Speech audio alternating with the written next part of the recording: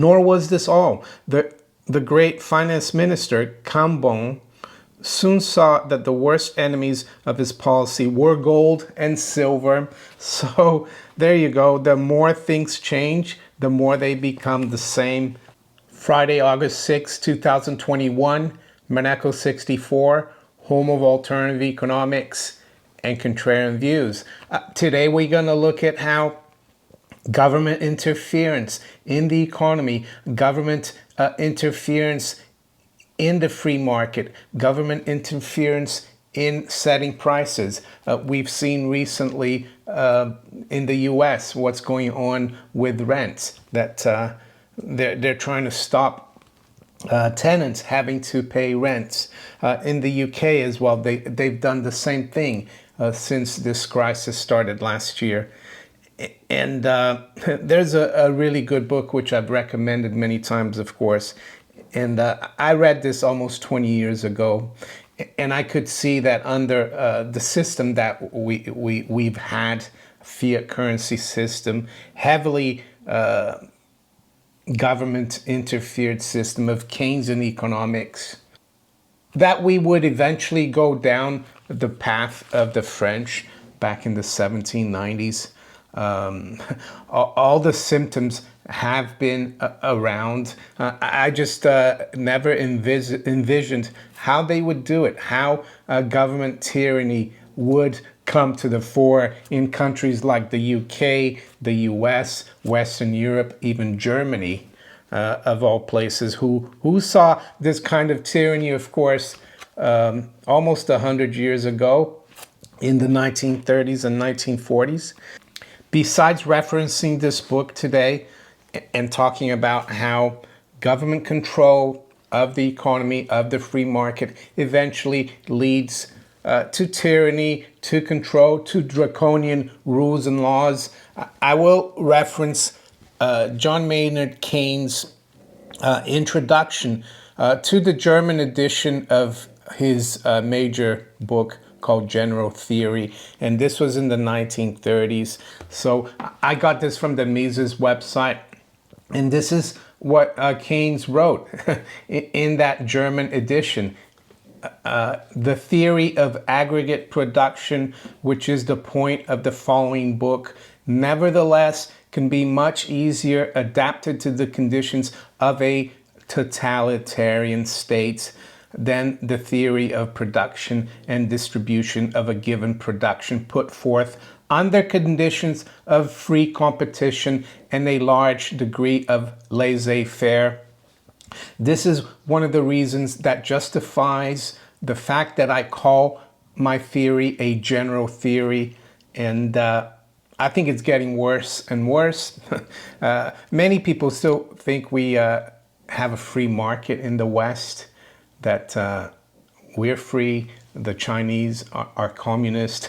But if you look at government spending, it has gone from single digits as a percentage of GDP to close to 50% in all the major Western countries, sometimes even 60%, like in countries like France.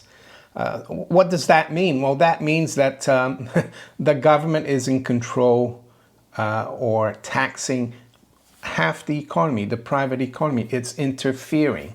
The excuse, of course, of government to apply these draconian and interfering rules, Keynesian economics, or I mean, whatever you want to call it, authoritarianism. They didn't have Keynesian economics back in the 1790s France, but basically they were doing what Keynes proposed. Well, the fallacy is that government can, a group of people, bureaucrats, know what's best for the economy, know which companies will do better. That's the other thing that's going on here with all the fiscal stimulus, not only in the US, but in the UK and Europe. They think that they can direct people's money towards the right business. I always think that if a business or a project or new industry is worth investing or risking your capital into, you don't need the government. You only need government for businesses and industries that are not fit to really run in a free market. So let's go into this book here and see what happened, how it led to really, they called it, I think, the reign of terror.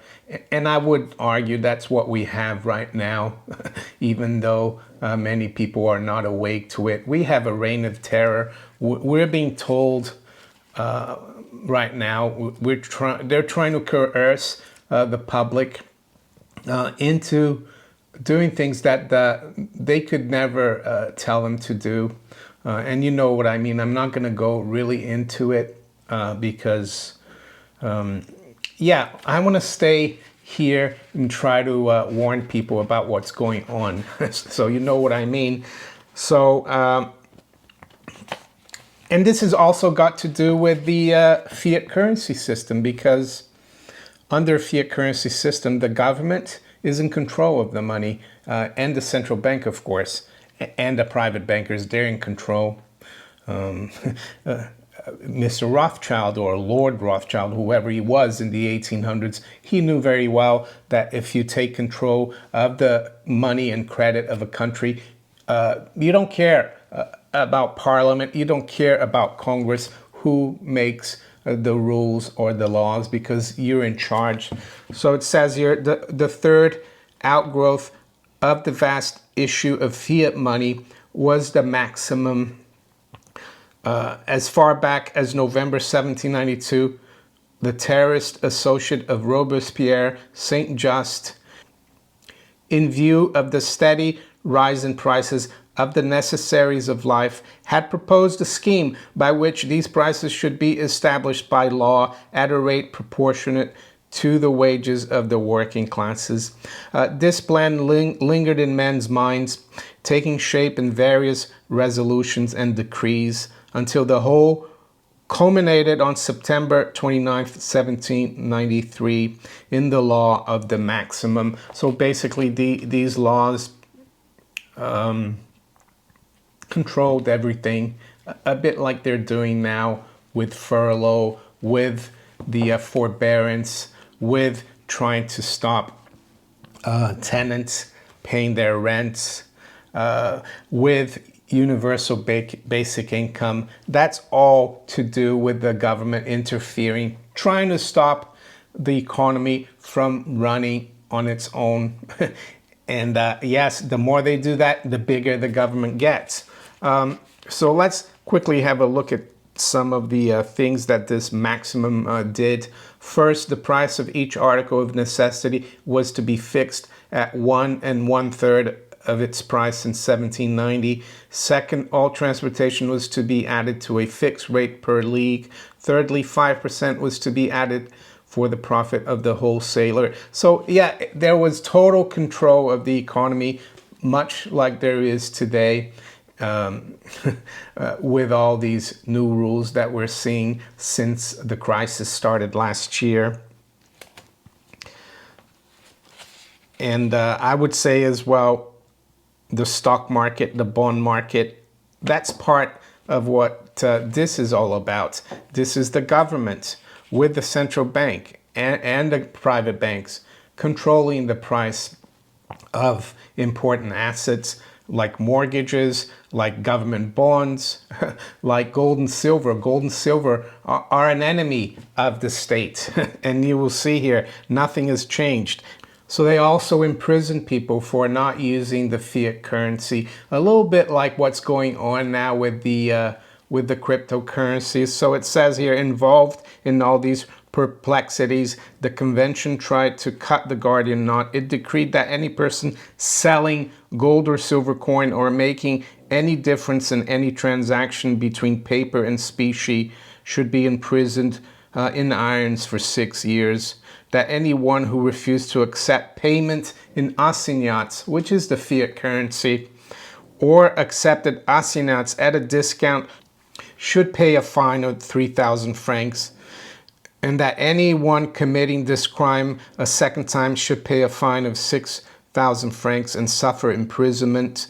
20 years in irons. Later, on 8th of September 1793, the penalty for such offenses was made death, with confiscation of the criminal's property, and reward was offered to any person informing the authorities regarding any such criminal transactions.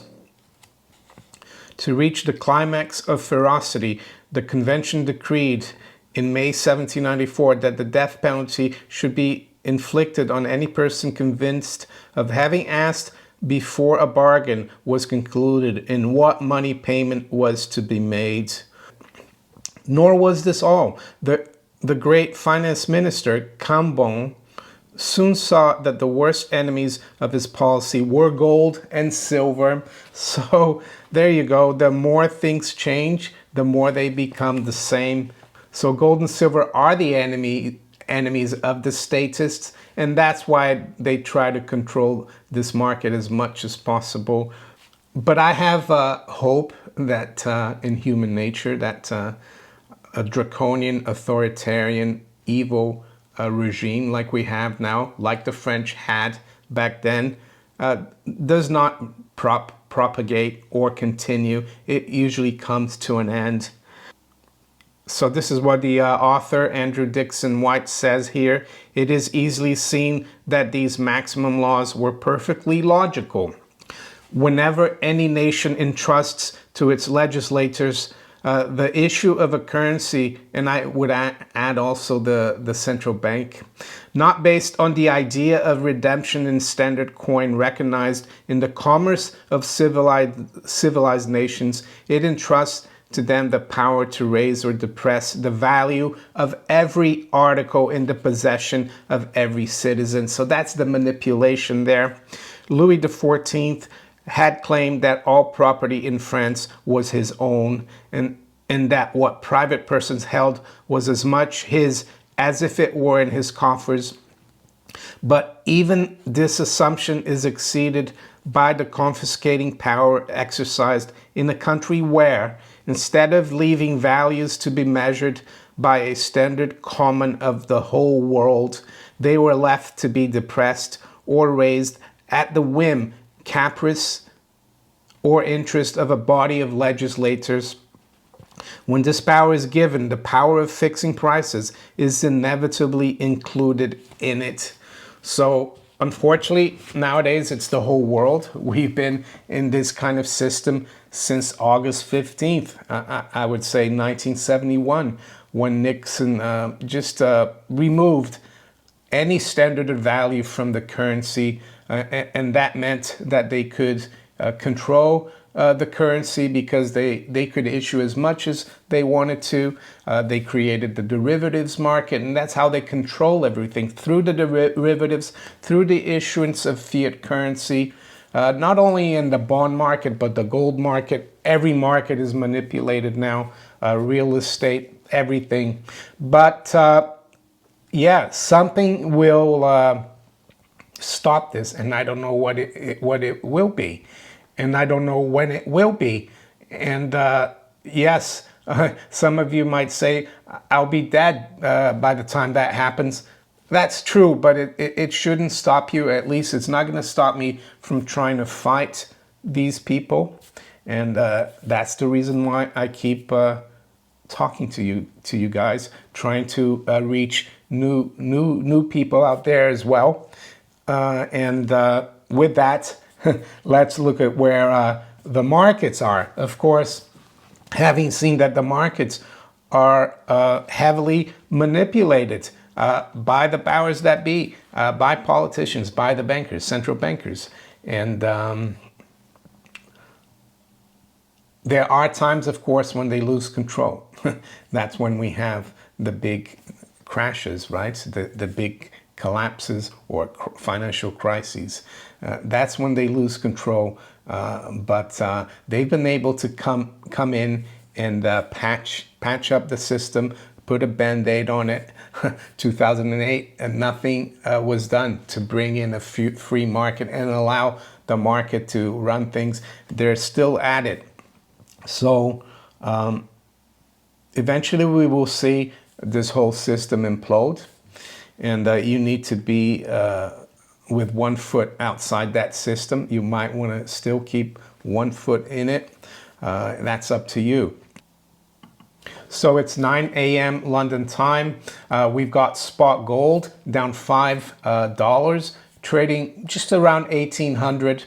Range has been 1797 to 1805. Silver's unchanged at 2514. Range has been 2505 to 2522. The Dow future is down 16. NASDAQ is down 21. S&P is down 2. The FTSE is down 10 points at 71.10. To the currencies, we got sterling down 0.1%, 139.16. The euro is unchanged at 118.22. Dollar is unchanged versus the yen at 109.72. Dollar's up slightly versus the Chinese yuan at 646.36. The Aussie dollar is down 0.2% at 73.90. And the dollar is unchanged versus the Canadian dollar at 125.04. Some of you might be wondering why the Canadian dollar is called the loonie. Well, that's the name of a bird that was put on a Canadian dollar coin, I think back in the 80s. So that's why it's called a loonie, the loonie bird. With that, let's quickly look at where the commodities are. General commodities, we've got oil back up, almost back up to 70 now. We were around 67 yesterday. We're at 69.15, up 0.5%. High grade copper is up 1% at 438.38. To finish off, let's look at the 10-year yield, U.S. Treasury yield. We're up 2 basis points overnight, and it's at 1.24%. So if you enjoyed this video, make sure you hit the like button. Please share it far and wide. Think about subscribing to my channel if you haven't yet. And you can also follow me on Rumble, Twitter, Facebook, and all these other platforms below here. I wish you all a great day and a great weekend. Take care. Bye.